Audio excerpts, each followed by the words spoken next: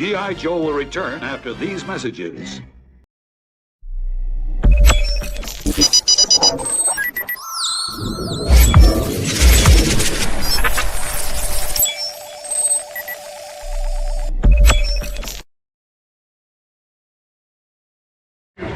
Okay guys, I got Flint, Bill Ratner. This has just been a fantastic day.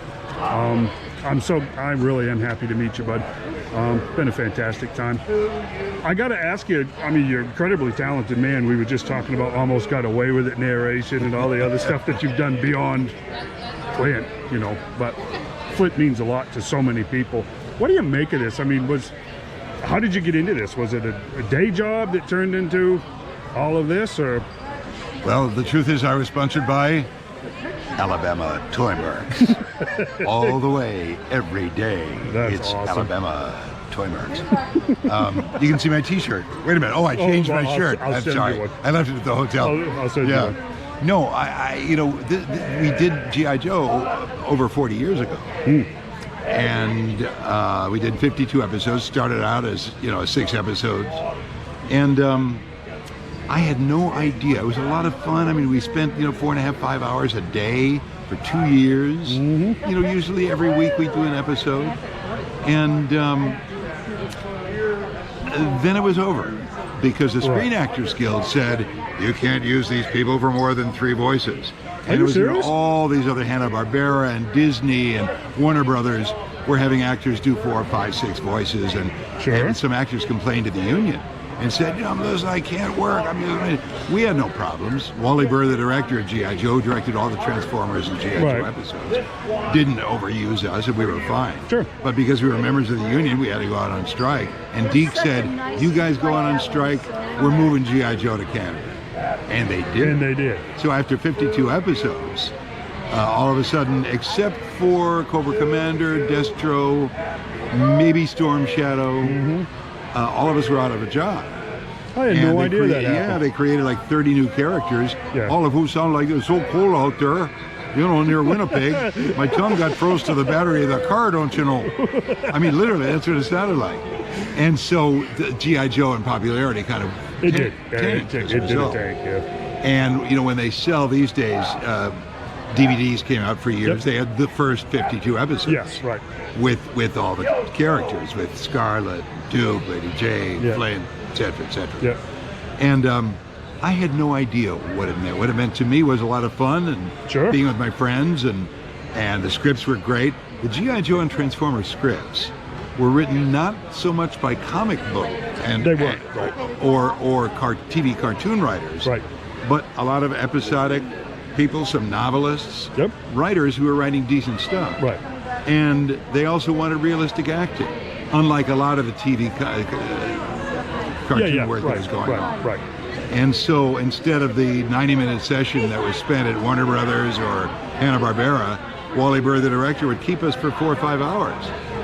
And get some decent performances out of our I had no idea that happened. I mean, I remember as a kid, that cartoon was hot, and then all of a sudden it just stopped. And that, I never knew that. That was the story. I never knew that. And then it was syndicated, so kids could watch it every afternoon. And then, you know, decades later, it went on Hulu. Now, every one of those 52 episodes, plus the animated movie, are all on YouTube for free. Yes, they are. And so, sitting at this con, Farleycon, which has just been amazing, beautifully organized, really great.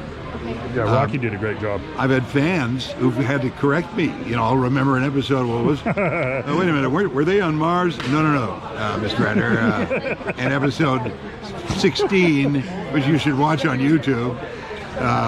So, no, doing this stuff was, you know, I've had the fans here are just fantastic. Joe fans are great. You know, enthusiastic. And I didn't realize the attraction. Why the interest in G.I. Joe and Transformers? Mary called me about 20 years after we had stopped recording. After you broke up? Yeah, after we broke up. Yeah, exactly. Our poor child. And Marissa Fairborn, Special Operative Soldier. Yeah. And she said, "Are you going to Hasbro's JoeCon?" And I said, what is that? And she said, "You know, it's a convention." I said, "Joe convention?" Right. I had no idea. Yeah, I've heard that a lot today. She said, "Are you on your computer?" And I went on my computer and I went, "Oh, Holy goodness cow. gracious." Yeah. And then I had an experience where I was at a very historic hotel in Southern California called Del Coronado. Built in the 1890s. The movie Stuntman with Peter O'Toole was filmed there. Yeah. Amazing place. Yeah. And in the bookstore, they said, rent the history of Hotel Del Coronado and put your headphones on. And so I did. And I walked toward the ocean. It's right on the beach in Southern California. And suddenly I hear the voice of the great Hans Conried. Hans Conried was the voice of every cartoon character who I loved when I was 6, 7, 8, 9, 10 years old. Right. I started crying. And I thought, this is embarrassing. There are people on the beach. Why am I crying? Right. And it took me a while to realize this is the voice of my childhood. It's that pure memory. Pure memory. And Mary has a very interesting philosophy because Lady J. Sure. And Mary teaches, she's a dialogue coach for film and television. Right. And that the sound of the human voice is emotional energy, blah, blah, blah. Sure. And the science of it. So I suddenly realized, I get it. Yeah. I get it. Triggers. Why the voice of cartoon shows that kids watched, that I watched, had more meaning, more emotional meaning than I know. Yes. And that's why when we come here, people are just incredibly friendly. When we come to these cons, we don't do them a lot. I do It's a couple all a year. positive. Yeah, it's all positive. Right. Yeah, absolutely. And that's fantastic. Yeah. It's always, it's always fascinated me, and I've used this term a lot today, but the culture bombs that went off in the 80s. Yeah. And there was, I'm not bragging it up, there was something unique about us being the first media generation. Yes. For real. Yeah. That, man, stuff hit us and we were hooked and it stuck. And we're still hooked because I heard a voice over there. You know what? I heard a voice over there earlier, and it was just like a smack in the side of the head. Yeah. When you did the thing over the intercom for your photo ops, it's just like you kind of go, wait a second, where did that tinge come from? And that's exactly what Right. it is. And I'm picking it up now. You're speaking your natural voice, but I'm hearing Flint. Right. And it's just like, that's amazing, man. Because now I stand here going, how the heck did I get here? Never mind about you. How the heck did I get here? This is awesome. This is fantastic. Well, this has been great fun. I mean, in every way. Yes. And it's fabulous fun for us. Yep. Literally 40 some years later. Yeah, to be able to hang out as a reunion for all of us. That's true. I mean, here was Duke. We missed him, by the way, guys. He had to leave. He had an earlier flight, so. And all of us got to go to supper and reminisce, and just great fun. Yeah. And on the first days of recording and the audition, here were all these unbelievable, middle-aged and older actors from TV, from Gunsmoke, The Virginian, all these 1950s and 60s character actors. Yeah, character actors who were auditioning to be in G.I. Joe. Wow. And the fact that we got cast as regulars was just a thrill. And I looked at, a black and white sort of rough drawing of Flint. Yep. And I thought, with my pot belly and, my jowls at age 38 at the time, I looked like nothing like this guy. But then Wally Burr got some decent performances. He said, come on. Literally, he said, Bill, I was the youngest tank commander of World War II. I know what a soldier sounds like, and you don't sound like one. Man up, dude. Oh, okay, well, take two.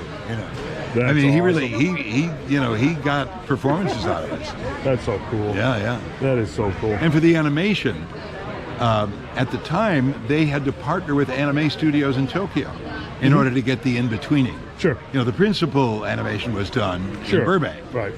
But so what kids saw in Transformers and G.I. Joe was this brand new hybrid, much more sophisticated animation. It was, yeah. You didn't see the cells in it. No. I noticed that. We've grown up watching Hanna-Barbera stuff, you watch the cells. And it's sweit, it's cute, it's lovely, it's great stuff. Oh, yes. That's awesome stuff. But in terms of the tech, it was just a little more primitive. Right.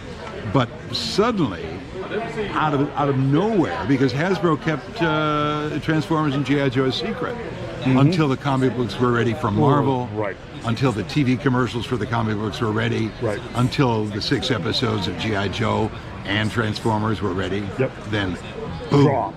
There goes the bomb. Yeah. And the action figures. Yep. Yeah. Yeah. It hit us all at once. Yeah. It really did. It was a fantastic time. It was a great time to grow up. Yeah. Yep. You need him? Yes. Dave? Thank you, you, buddy. very much. I will make a point of catching up with you anytime we're in the show together. I'll catch you. Now you know, and knowing's half the battle. Yo, Joe. That's awesome. Thanks, buddy. That's you, man. awesome. Go play